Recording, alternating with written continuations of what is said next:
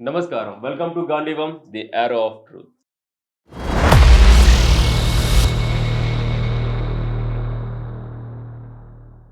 Truth.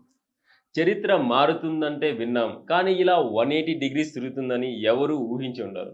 1971లో ఎవరి నుండైతే విముక్తి కోసం పోరాడారో, ఎవరి మీదైతే యుద్ధం చేసి స్వాతంత్రం తెచ్చుకున్నారో, ఇప్పుడు అదే దేశంతో కలిసి బంగ్లాదేశ్ ఆకాశంలో విన్యాసాలు చేయబోతుంది.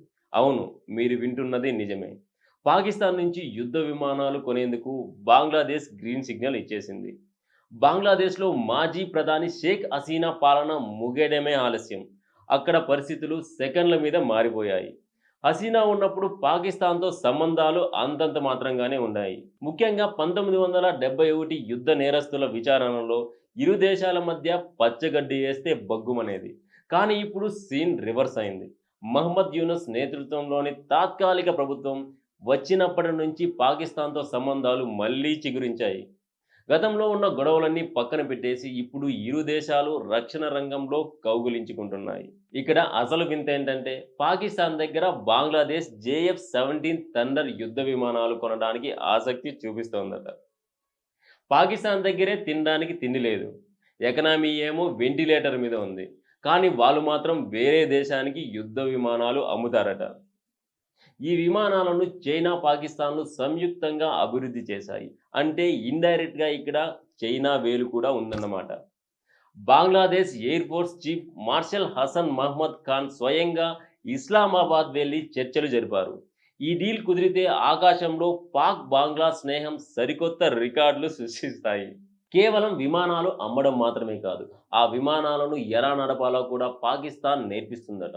ప్రాథమిక స్థాయి నుంచి అధునాతన సాంకేతికత వరకు సమగ్ర శిక్షణ ఇస్తామని పాక్ సైన్యం హామీ ఇచ్చింది. సూపర్ ముసాక్ శిక్షణ విమానాలతో పాటు మొత్తం వ్యవస్థను వేగంగా అందిస్తామని మాట ఇచ్చారు.